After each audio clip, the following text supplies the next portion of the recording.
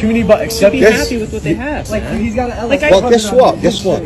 You dilute the event, then the guys that have nice cars don't want to come, and then guess what? The event becomes lousy. That's not true. Yes, okay, it is. So then what you can do... How long have you been coming here? I've been coming here for about a year now. Okay. I've been organizing this for about 8 years. That's awesome. All right. So I've been trying to curate it to get the best cars. So for 3 hours we can have this kind of event.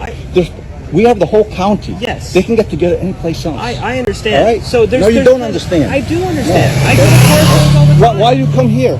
Because I like to take photos of all sorts of different cars. There was...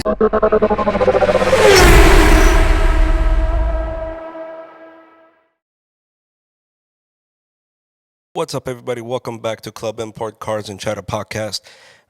Thank you for everybody for listening in. Make sure you like, share, subscribe to the channel as well. We're back at the beautiful Straight Auto Body Shop, and make sure if you guys need any carbon parts, hit up South Bay Auto Works and use Club Import code on their website and get yourself a little bit of a discount. Now, before we get into the episode, I rolled a small clip for everybody to take a look at as to what this episode is about. And I'm going to let Austin introduce himself and talk a little bit more about that. Hey, Austin, how you doing? I'm doing good. For those of you who don't know, my name is Austin, also Numinous_Visions on Instagram.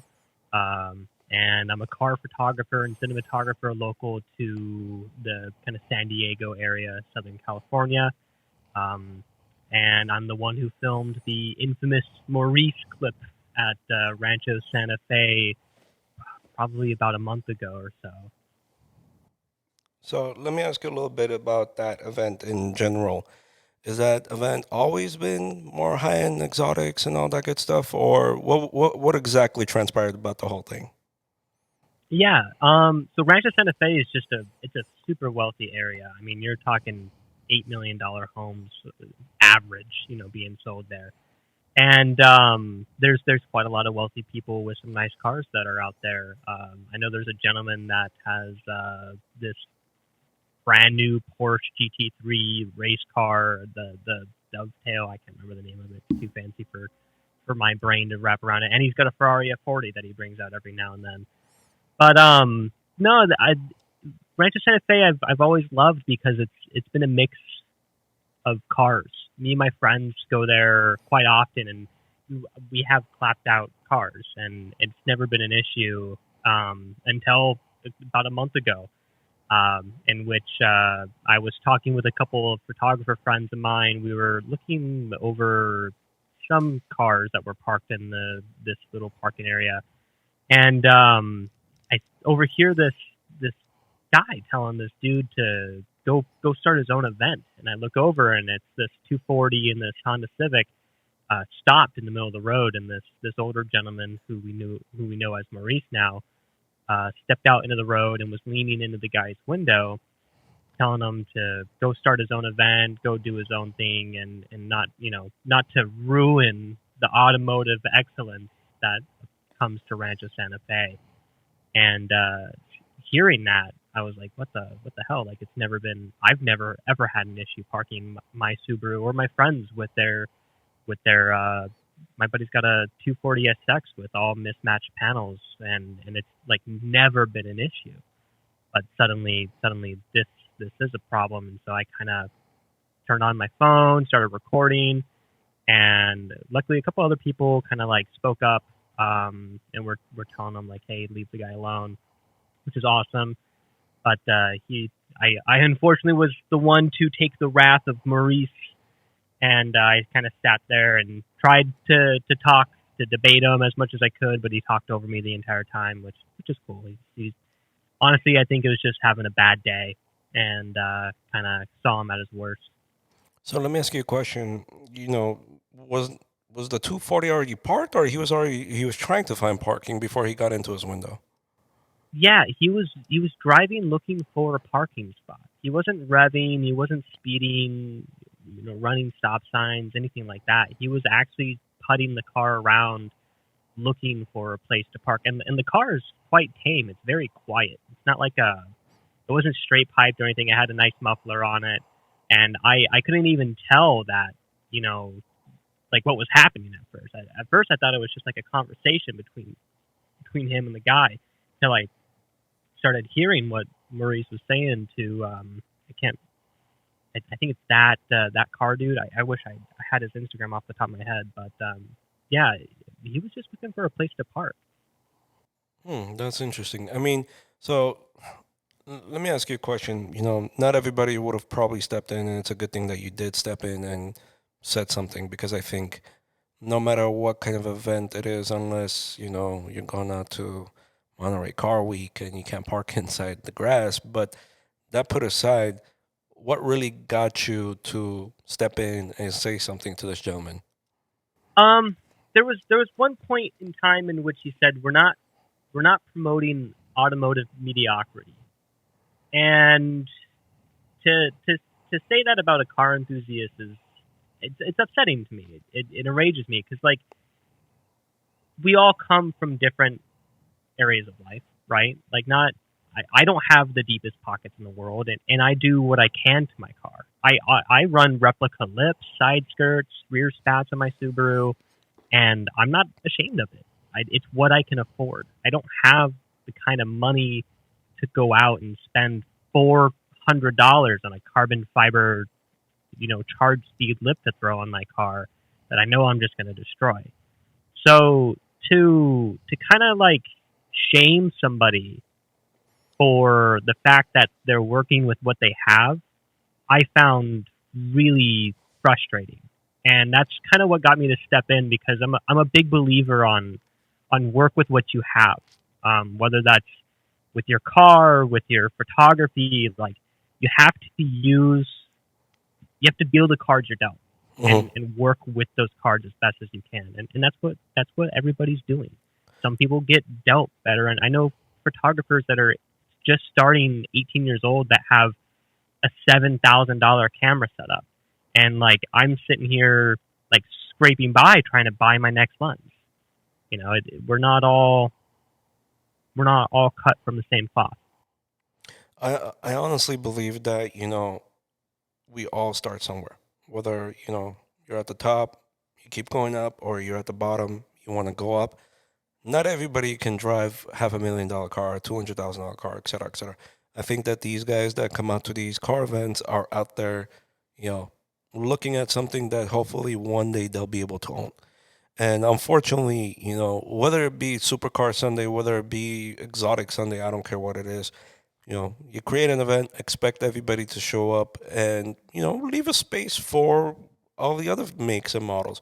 You want to park all the Ferraris next to each other, be my guest, but leave something for everybody else. Yeah, like a really good example that I've seen, if anyone's ever gone to San Clemente, South OC Cars and Coffee, they have a main parking area for like high-end motorcycles, high-end supercars and hypercars and rare cars. And it's in the center along this kind of like walking covered pavilion path that they have. And then they have this general parking for everybody else. And it's kind of the same thing with Rancho Santa Fe. Like you have the main strip that all the Porsches and all the high-end cars park down. And then you have kind of like the side streets where people like me park, over at the Bank of America and kind of in that area. And, these events are nothing without the people that show up to these events. And if you want people to show up, they're going to show up in whatever they can. Yep. There's been times where I can't bring my Subaru to a Cars and Coffee, so I show up in a Cadillac. I show up in an Escalade. It's nothing fancy. It's nothing special, but I show up because I'm there to shoot the event and promote that event for free. At the end of the day, you're getting free publicity from everybody else that shows up. And the nicer you are, the better the publicity is, and the more people want to come. The amount of comments that I saw, people saying, I don't want to go to Rancho Santa Fe anymore if this guy's here, it's insane to me. Like, there's been plenty of people saying, he's tried to turn me away before, and there's been plenty of people saying, screw this event, I'm not coming here. So let me ask you a question. I just recently posted something on my broadcast channel on Instagram asking what everybody thought about, if, exotic cars and coffee should be open to everybody. I had a mixture of answers. Mostly people saying that no other vehicle should be able to enter that event. And some said, it should be open for everybody. What do you think about that? I think it depends on the event, personally. If it's for something like you mentioned earlier, like Monterey Car Week, Hmm. no, I don't think the 240 should be allowed in a Monterey Car Week unless it's the epitome of OEM plus cleanest 240 ever built. You know, um, I think that car shows should have standards, but I don't consider Cars and Coffee a car show. Cars and Coffee for me is the gathering of automotive enthusiasts who share their passion, whether that passion being Japanese cars or that passion being all the way up to Bugatti Veyrons, right? Um, I I think that the more that we can encourage not only the younger generation, but just people who aren't into cars to get into cars, the better. We're a dying breed at the end of the day. Every company is going electric.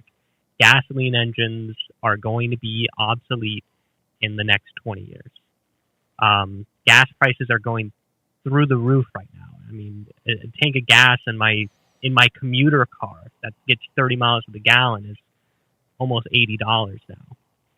So it's really difficult for me to say that every event should have standards, because I don't think every event should have standards. But I think if it's a private car show or a themed car show, then yes, standards should be required. And it does help those events at the end of the day. So yeah, I used to host events a very long time ago. We used to, Bob's Big Boy had their classics. We had our own as far as Bob's Big Boy JDM nights and all that good stuff. We had a mixture of, yeah, it was JDM nights, but we had Europeans show up, we had exotic show up. To us, it was never about who was driving the more expensive car. To us, it was more about who's going to come out to the event, who's going to support it. It's a networking thing. At the end of the day, like you said it yourself, you're out there, shooting these cars, you're promoting their events and promoting their cars. Yeah, there should be kind of a give and take as far as that event goes with everybody else. Yeah, absolutely. And to anybody who wants to start their own car show, I encourage it. I started my own event that I do once a month, and I love it. We're on our second month in, and it's been an absolute blast. And I kind of make it a word to mouth, like ear to mouth kind of thing, where I have a friend that knows a friend that knows a friend. Because I kind of, if I wanted to, I don't want to use the term gatekeep. I don't like that term. If I wanted to make sure that a specific kind of car was coming, I wouldn't tell everybody, hey, show up at this time at this address on this date, right? Like that doesn't make sense to me. Absolutely. I would keep it private up until the very last second, in which I'm like, hey, here's the address, here's the time, we're meeting here, and make sure I only invite people that I trust. And I don't see anything wrong with that personally. If you want to have a private event, have a private event. Just don't go to an event that you know is public, on public streets, and tell people, hey, you don't belong here. I actually like that, the fact that you went out of your way to create something that welcomes everybody to your event. And I think as a photographer, it shows a lot of promise because a lot of photographers are out there nowadays.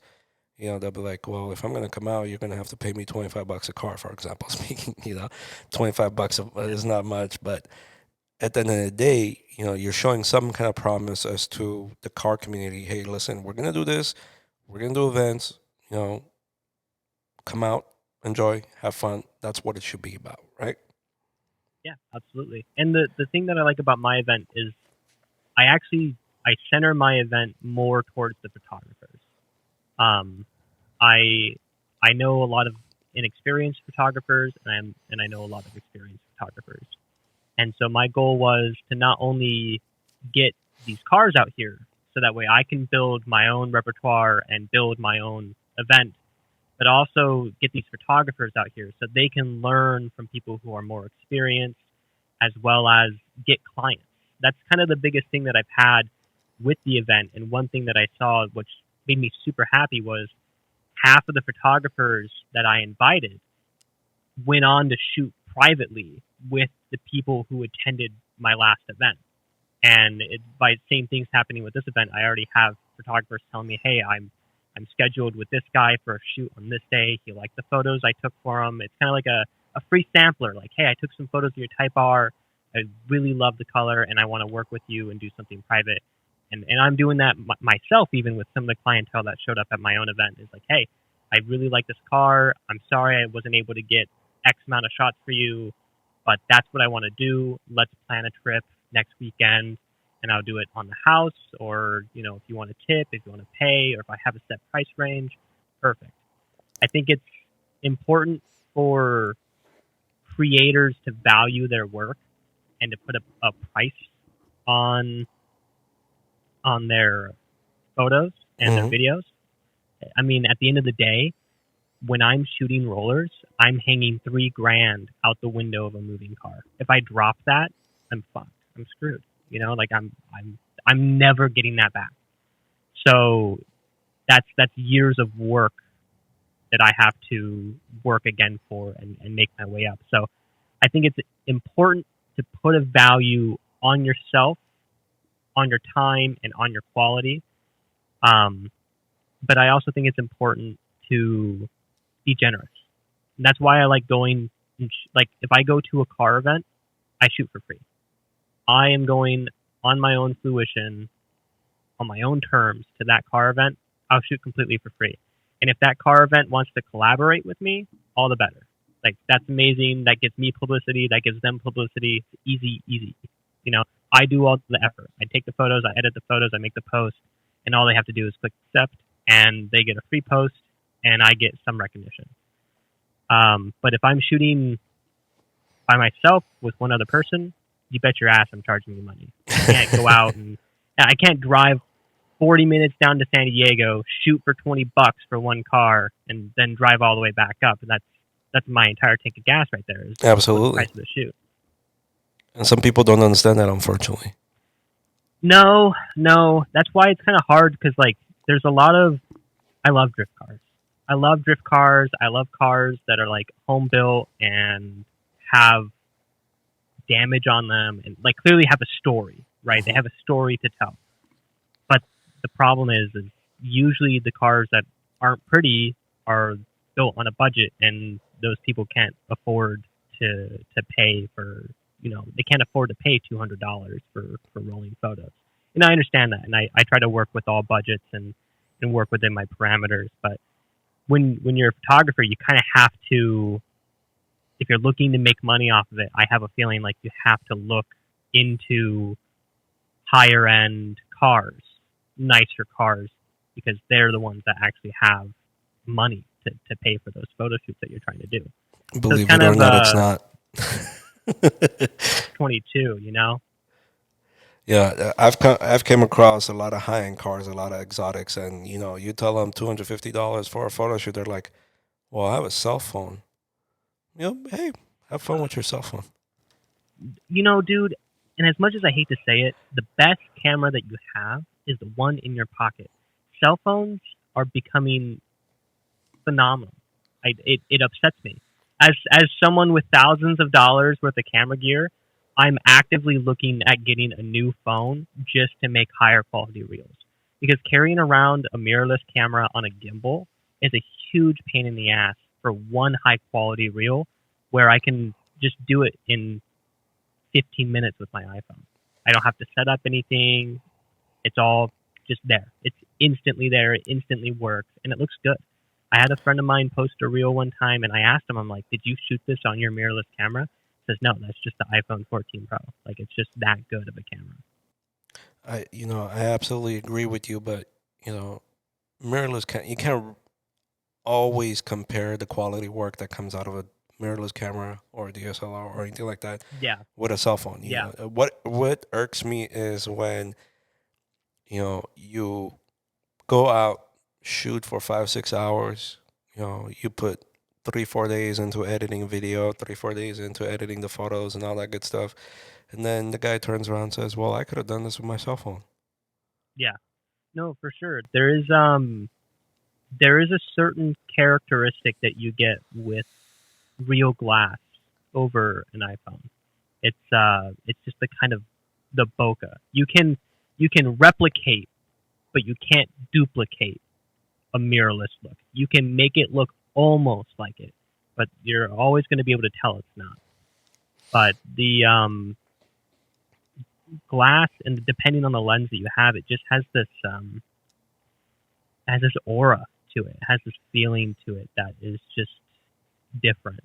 It's hard to explain. Try explaining to somebody that's not a camera person that their lens might be worth more than, their ADV1s or their AL13s and so forth, because some of these people don't understand. Some of these lenses can be $5, $6, $7, $8, $9, $10,000. Yeah, they absolutely can. I mean, Sony, the G Master 24 to 70s is $2,400. That's more than my camera. Like, some people are putting a lens that's worth more than their camera on it. It's mind blowing to me. Like, it's we invest so much money in the camera gear that my goal right now isn't to make profit. It's to make even, because I'm in the hole, X amount of dollars for my multiple lenses that I bought, my camera bodies, my gimbal, that I just eventually want to make back what I spent on all of that equipment.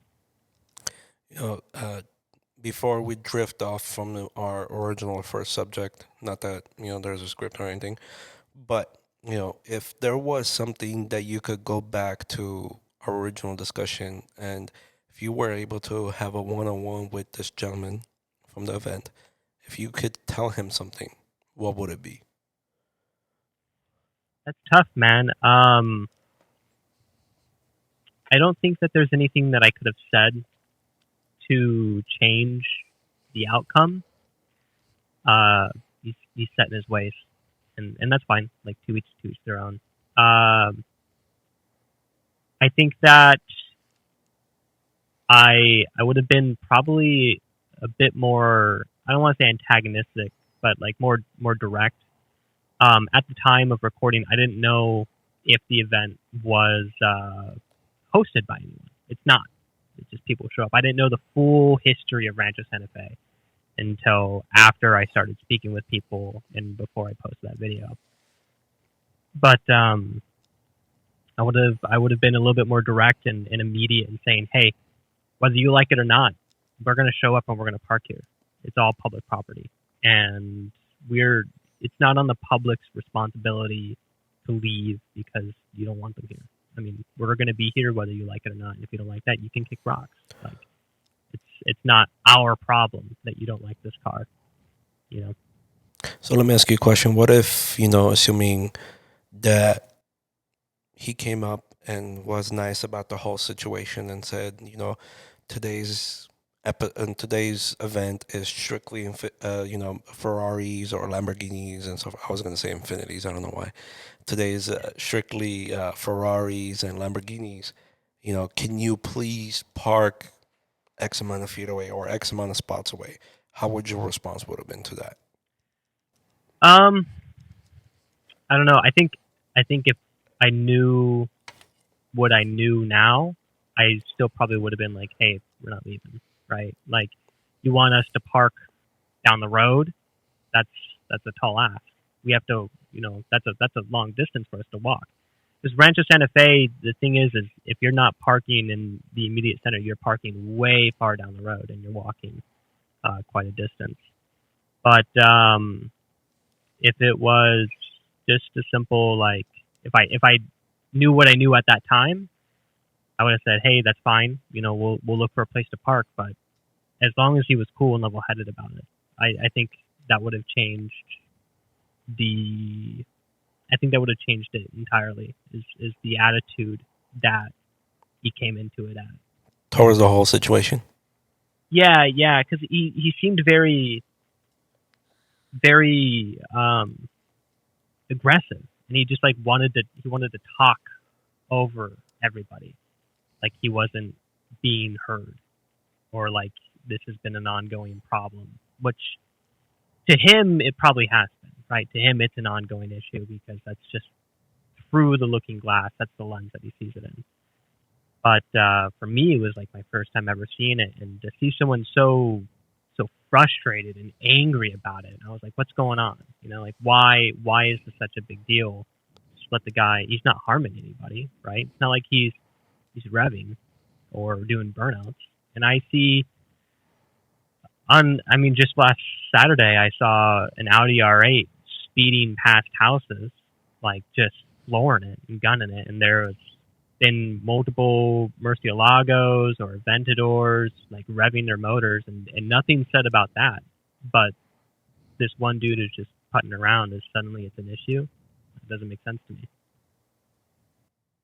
So, when I told you earlier that I asked a few people to give me kind of their feedback on the whole thing, um, I'm going to kind of read back to what one person said, and, we can kind of touch base on it, see what your thoughts are about that. Yeah. So, okay, so we got Jakob Jack Nahapetian. His feedback on this whole thing is I think everyone should be able to go to exotic cars and coffee, but they should not be able to park their non-exotic cars directly next to the exotic ones. Together but separate. Mix for a good time but also good pictures. What are your thoughts on that? Man, I think so. If it's a themed exotic cars and coffee, if that's the theme and everyone knows that's the theme, Mhm. or the majority knows that's the theme, then yeah, sure, that makes sense to me. But for what this is, it's so up in the air and obligatory. No, I disagree. I mean, I see scooters, like little mopeds, parked next to Ferraris and Porsches, and my buddy parked his 2016 WRX in front of a brand new 2020 Toyota Supra on BBSs, and my buddy's on reps.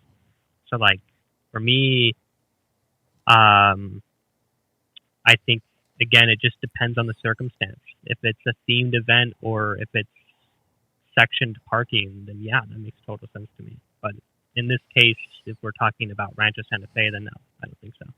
So, give me a layout of the event. Even if you were able to pull something up on your computer and kind of show us, that'd be good. Yeah, If not, absolutely. um, you know, Yeah, give us an I idea of can. how it looks and all that good stuff. Yeah, so Rancho Santa Fe, I'm just going to pull it up here real quickly on Google Earth, is it is it's a bunch of little streets with a main kind of stairway. That's not the right term to use. Here, I'll pull it up for you so that way you can see if that will make it a little bit easier for me to explain. Excuse me. Gotta say, I love the whole setup you got going over there. Thank you. I have to kind of give some backstory on how I started. Is I was originally a streamer on Twitch, not too big, but big enough for me to invest quite a bit of money into it, and that's how I got into mirrorless cameras and so on and so forth, and eventually just wound up diving headfirst into photography during the whole pandemic because I had nothing. I had camera equipment to use, and I had nowhere to use it at. Let's see. Are you able to see that right here? We got a small glimpse of it. Okay. Very small. Oh. Hang on a second. Am I lagging? All right. Uh-oh. Can you still hear me? I'm still looking at you. I see the map on the bottom right corner, but hold on, let me see if I can pull that up. This is being weird. I think it's my computer. Hang on a second. I'm going to do something real quick.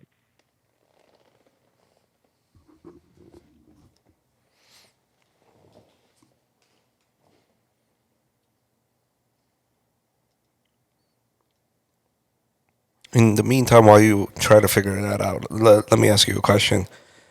What kind of cameras are you using right now? I shoot only on Sony. So I have a Sony A5100 I have a Sony A7S2 and a Sony A7 III. So that no I shoot potatoes. on. Sorry? No potatoes. No, not anymore. No, I mean the A5100 is a potato. It's like the original crop sensor lens from Sony. But other than that, no, I prefer full frame if I can afford it. I eventually want to move up to their cinema grade kind of cameras and start diving into that instead of more photography. And doing that a little bit more often. I'm gonna give this a try here really quickly. See if this works. You know, I gotta say, for somebody that started off with potatoes, I remember my first camera was a Canon T1i Rebel. Dude, so many people start on that camera. That's such a fucking banger camera to start on. Like that is, and the thing is about photography is most of the work is in the glass.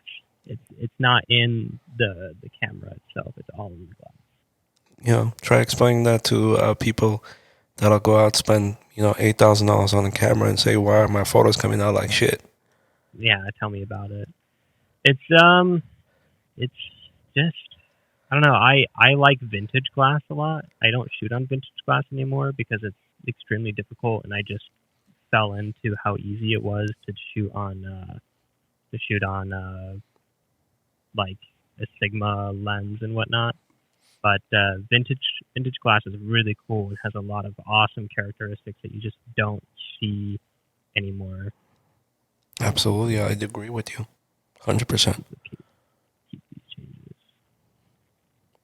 All right, you should be able to see this now. Should be working just fine now. Let's take a look.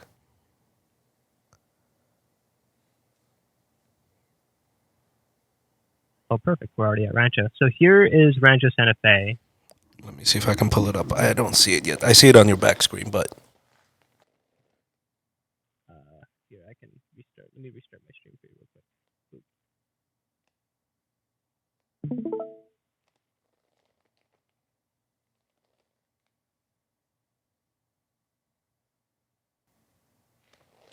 all right, I got it. Okay, perfect. So here's Rancho Santa Fe. Okay.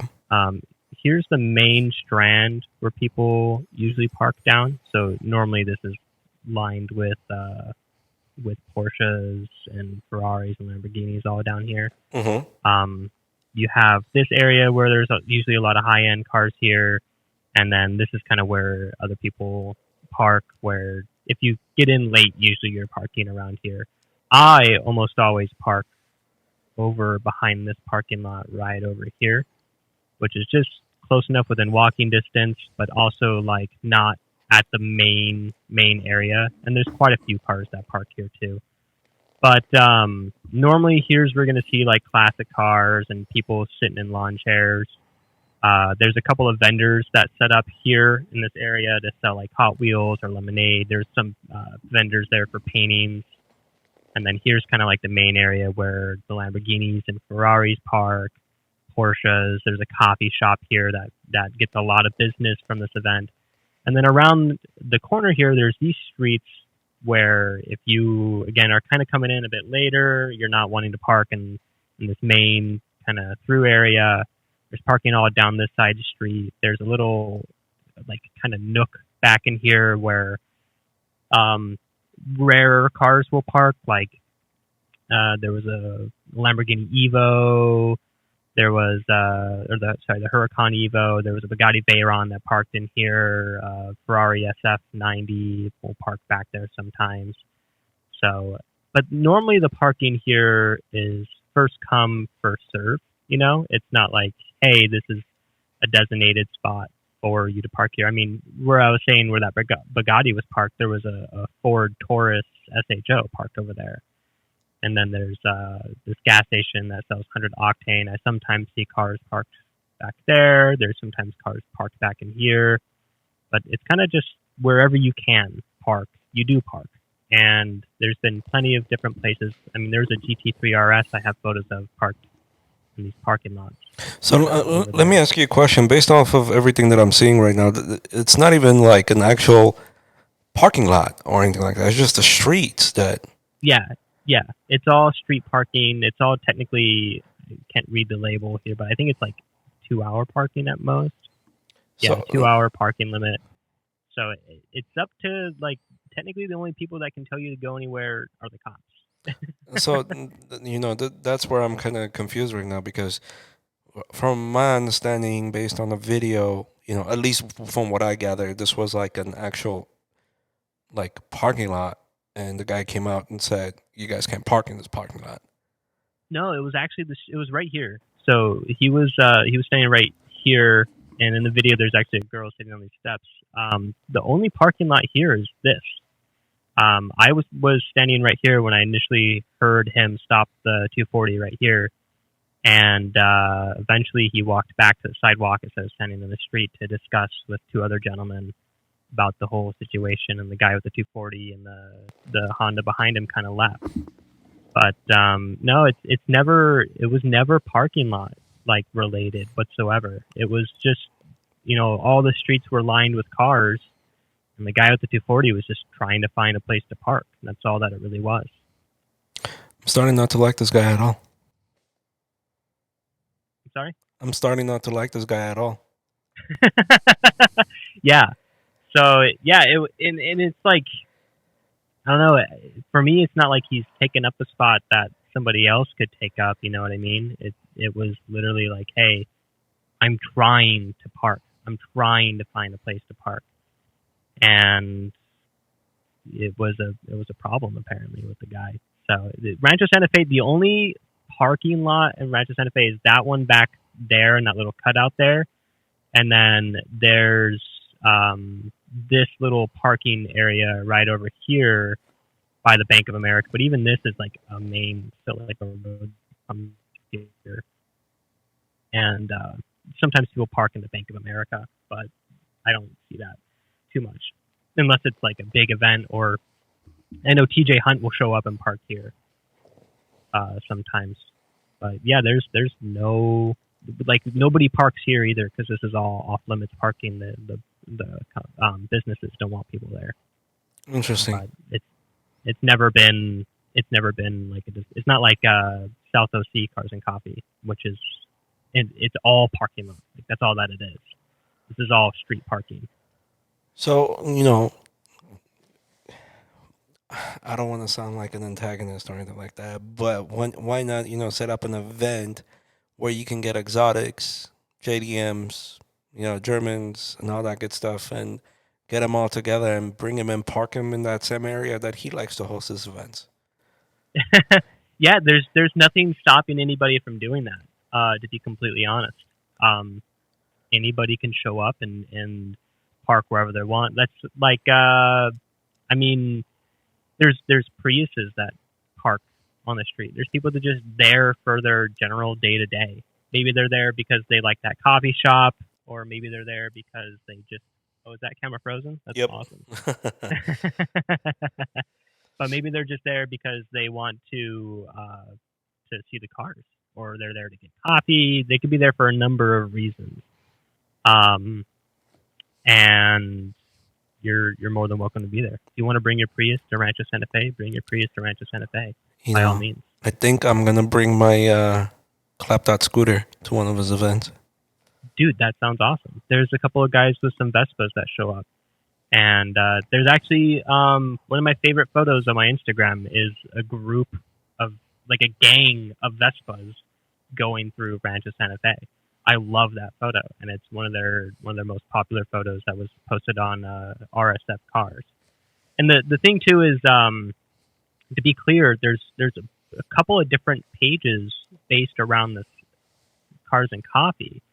One of which was Rancho Santa Fe Cars and Coffee, which was owned by Maurice. He's since shut down his page and doesn't post there anymore. But the other one was RSF Cars, which is ran by this gentleman named Carter, who's been nothing but supportive in allowing everybody to show up there, whoever they please, to kind of pull up and hang out, which is awesome. I fucking love Carter. He came to my last event in his 911, and he's just a super chill dude, which I think is kind of more what we need is this less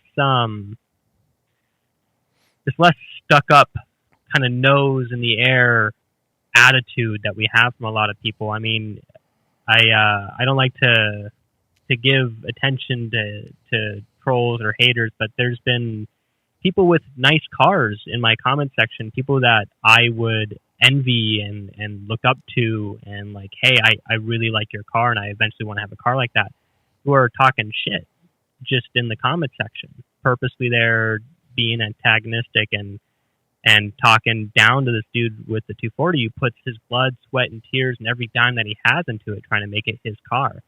And I'm like, that's not right, man. Like, you have nothing better to do with your day but to be a dick. You know what I mean? Like, you have nothing better to do. So that's I try not to give them as much as attention as I can, because at the end of the day, they're just trolls, and that allows them to win. But it's kind of disappointing and upsetting to see that some people are okay with acting that way and being that kind of person. You know, I can't really say much because I've had my fair share of, people telling me that I can't be at a certain event and all that good stuff. You know, I used to drive a 1994, and I remember this. I bought it by myself, saved up all my money. I used to work in the school cafeteria, so not much. You get maybe a couple $100 a month. Saved it up, bought it my senior year. It was a 1994 BMW 525i, champagne color with some wheels. Beautiful car, a beautiful car to me at least. But went to my first event, and sure enough, dude walks up to me and goes, "Hey, yeah, you can't be here. This is a BMW. This is all I forgot what it was. Anyways, he just basically told me to get out, and I was like, okay, cool. It is what it is. But it left a bad taste in my mouth when it came to the car community. Oh yeah, I've had quite a few events. I don't think I've ever been turned away from an event, but I've had quite a few events where they've left a bad taste in my mouth, where I was like, cool, I'm not coming back to that. Like, there was one event where I try not to go to night events anymore just because of this night. I usually tend to find night events be where people do crazier kind of stuff that I'm just not into. And sure enough, there's a Corvette trying to do burnouts and donuts in a parking lot. And the answer to that was the owner of the event, I won't name it, but grabbed a big old pipe wrench and was threatening to hit the guy as he was walking towards the area where the burnouts were happening. And someone threw a big rock at the car and put a huge scratch in it. And I was like, after I saw that, I got in my car and I left. I'm like, I don't want to be a part of this. Never want to be a part of this. This is what gives the car community a bad name. And it's what gives people with cars that they are slowly building a bad name. I mean, people keep calling the dude with the 240s like, no one wants the takeover community showing up to Cars and Coffee. And my point of view is, you're absolutely right. I don't want the takeover community to show up to my Cars and Coffee. But I also, if you turn people away from your event that is clearly not a takeover kind of event, they're going to go to a community that accepts them. And the community that accepts everybody is the takeover community. And 100%. That's how we're going to get takeover people. You're only going to turn them to that group, and it's only going to become more of an issue. I think it was about a month ago I saw a video. I'll put it up right now. I don't remember the guy's Instagram, but I'll make sure to tag him. He posted a video where they do these night drives up to Angel's Crest for golden hour. And peaceful group, from what I've heard, from what I've read, can't really say much. But, in the video, you can see the sheriff's department. I think it's the sheriff's department or the CHP. Correct me if I'm wrong. I'll put it on the screen. Telling everybody they gotta leave. As law enforcement, we've had a one episode with law enforcement. We're gonna bring them back, and unfortunately, we've been a little bit busy. But we'll bring them back. We'll talk to them again because I want it to be an ongoing thing. But at the same time, law enforcement needs to understand some of these people, when they go on these drives or these events, especially the golden hour drives, if they're there just to take pictures, hang out, talk, network, whatnot, let them be. Because the last thing you guys want is for these kids to end up in these street takeovers or street racing events or anything like that. Because at the end of the day, none of us want that, especially in the real car community. We don't want that. And I hate the takeover shit. That's my least favorite thing to come out of even like street racing. Like it's weird to see the rise of takeovers over street racing. I would imagine that people would want to do that more than the kind of takeover kind of stuff. It's funny because in that video I commented saying you can thank the street takeovers and street racing for the officers acting with the way they acted. I can't really blame them, but blame them at the same time. Catch 22. But at the end of the day, somebody in the comment, my comment got like 3,500 likes, but at the same time got some hate, got some love. There was one comment that stood out to me. He goes, street racing has been around for X amount of years, since the 1940s, 1950s. Dude, trust me, in the 1950s, those people have more respect for their cars and their property than you do these days. They went street racing in the LA River, where everybody's on the sidelines, and these cars aren't going to go smacking into them continuously.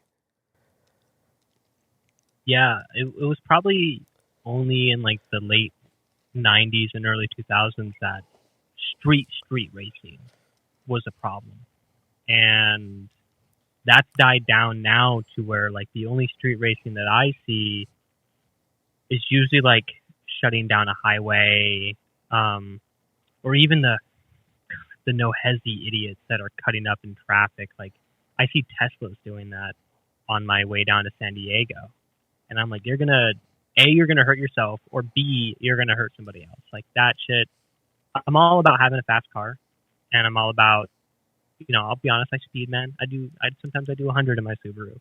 But like when there's traffic, when you're endangering other people, that's a different story. And that's where I draw the line. If you want to endanger yourself or just yourself, I guess. I was going to say consenting parties, but at that point you get to the takeover crowd. So if you want to endanger yourself, by all means do your own stupidity, like Darwinism at that point. Just take yourself out of the gene pool, but don't put it on other people to have to watch out for you. What I love is when the mainstream media gets a hold of these videos or the street takeovers and automatically say, highly modified cars. No, muffler delete is not called a highly modified car. Having stock wheels is not considered a highly modified car. When dude's doing a burnout and there's sparks flying out of his tires, that's not highly modified. That's just called being reckless, stupid, and having no money for tires. Yeah, well, and that gets you, when you have media that does that, then suddenly it becomes a public concern. Yep. And public concern is going to lead to governing actions.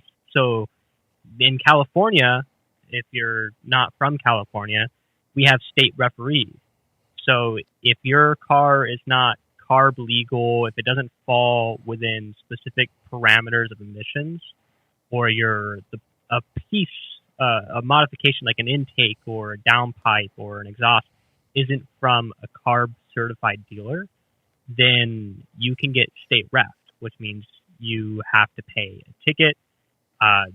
It's not a fix-it ticket. It's a mandatory fine that you have to pay, that you then have to take to a state referee and have it smogged, and your car is not to be driven on the road until that's done. So even if I put an exhaust, let's say what I have on my car now, I have a cheap exhaust called a DNA motoring on my WRX. It's very quiet. It's not a loud exhaust at all.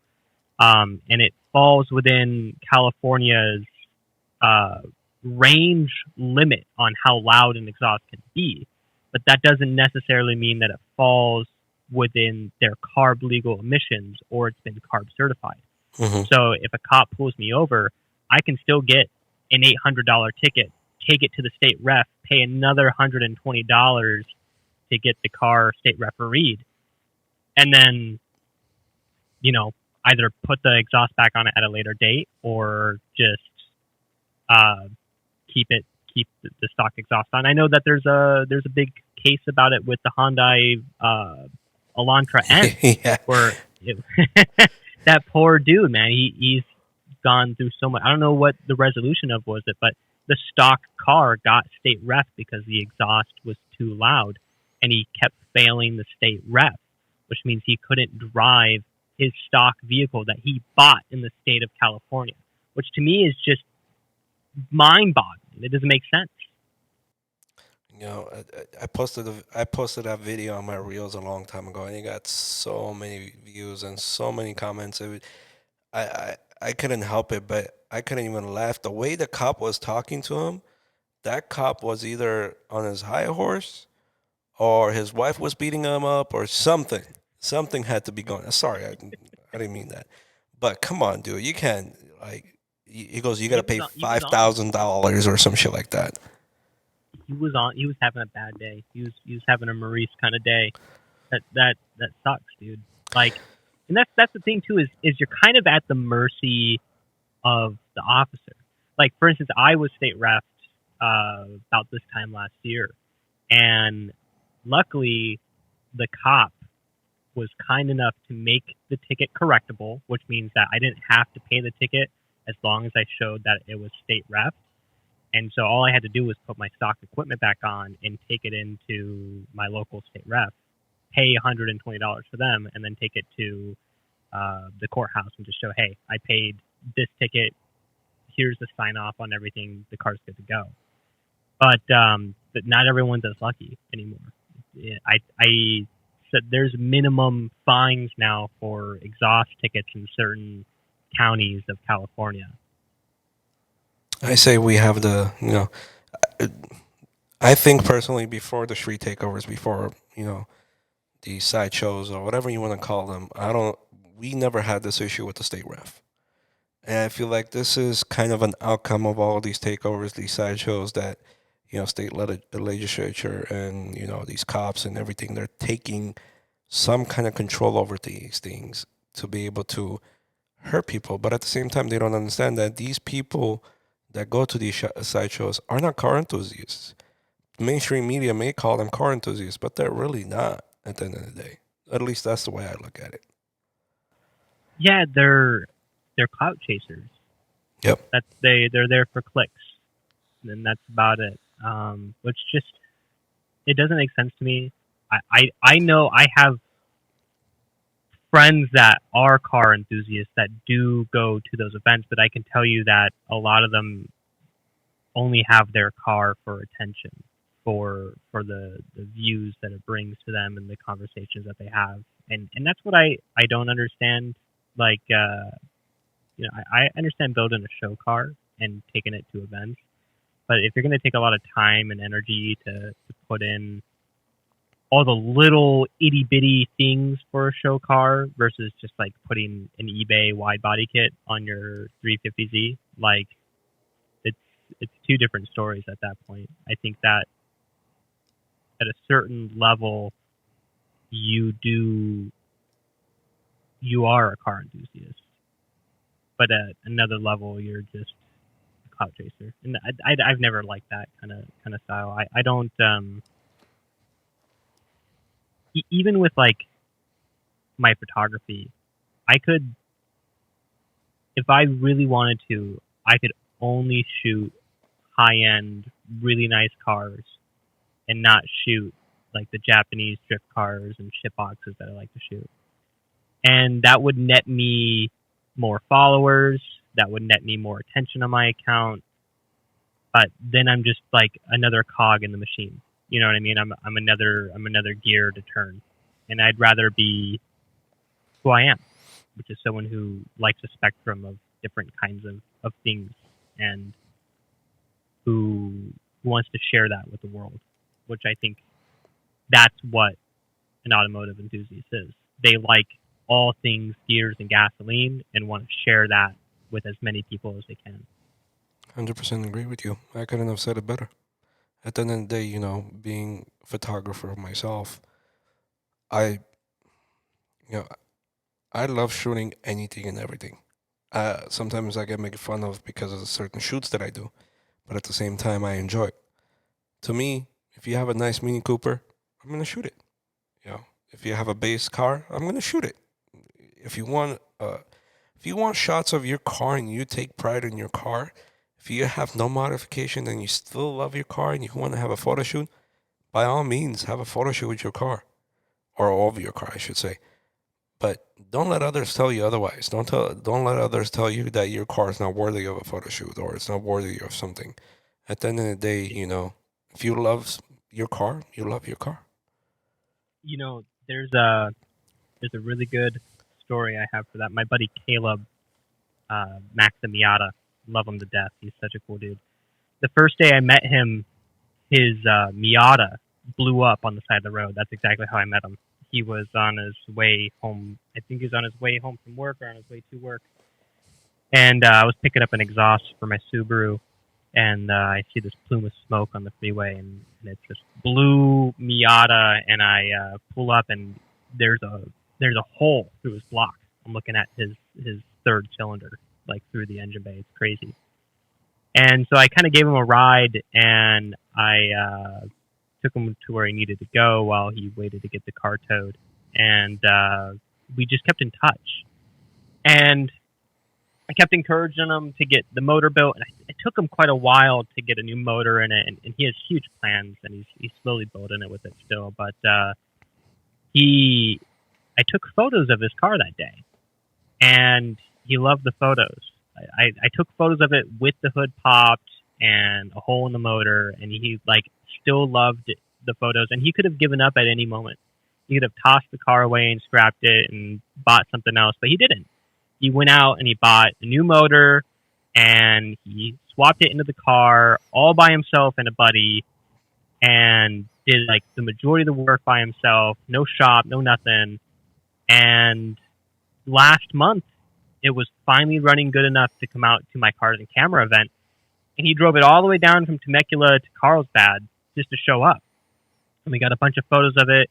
And even yesterday, with my second event that I hosted, he showed up to that as well. And he is in absolute awe and love with his car, and he's wanting to do nothing but get photos and create content with it. And he even made a post about it today saying it's crazy how just a few months ago this was sitting in my garage without an engine in it. And now I'm able to go do all these things that I love to do that I wasn't doing originally before, but I've now kind of found a new passion to go do. Mm-hmm. And I think that's amazing, man. There's not a lot of people. I think a lot of people would give up and quit. What am I going to do? Am I going to go spend $1,500 on a brand new motor? I don't know what I'm doing. I've never swapped a motor before. I don't have any of the parts to do it. Am I going to take the time out of my day to go and put a brand new motor in my car? That's a daunting task for me, man. I'd be scared doing that, but he fucking did it, dude. And I have the utmost respect for people like that are just able to go and say, this is going to suck. This is going to be tough. I have no idea what I'm doing, but you bet your ass I'm going to learn how to do it, and I'm going to do my best. Totally understand, brother. All right, Austin, we're getting to our closing time. I could kind of say, I gotta let these guys go home since we're borrowing the space. But do you have any last words to say before we take off? Yeah, I mean, just be kind. The world's full of angry, evil, mean people. It takes only one person to make a difference by being kind. And that doesn't necessarily even mean being generous. Just be nice to your fellow person. And work with what you have. If you have shitbox Miata, or if you're working with your first ever Canon camera, DSLR, work with what you have and grow with it. It's going to take time. It's going to take effort. And it's going to be frustrating. But just know that the struggle at the end of the day is going to be worth it, and it's only going to make you a better person. Well, Austin, thank you for your time again. Sorry it took a couple of weeks to get you on here, but appreciate you again, brother. Yeah, absolutely. Glad to be here. Well, if you have Instagram message as far as your event page goes or anything, if you want to throw it out there, you feel free. Yeah, absolutely. I'm hosting a Cars and Camera event every single month, second Sunday of every month. If you're interested in joining, just feel free to shoot me a message. It's going to be Numinous, NUMINOUS _ visions on Instagram. You can also message me on TikTok at AUSTN10, Austin10, just without the I. If you're interested in seeing my photography or my cinematography, I'll be posting it all on Instagram, and I'm excited to see where I'm able to take not only my craft, but also my event, and see how far we can go with it. All right, ladies and gentlemen, thank you for tuning in for Cars and Chatter podcast on Club Import. Again, thank you Straight Auto Body Shop for allowing us to be here. South Bay Auto Works, code Club Import if you want to save some money. Austin, again, thank you, brother. See you on the next one. Absolutely. Be safe. Good night, everybody.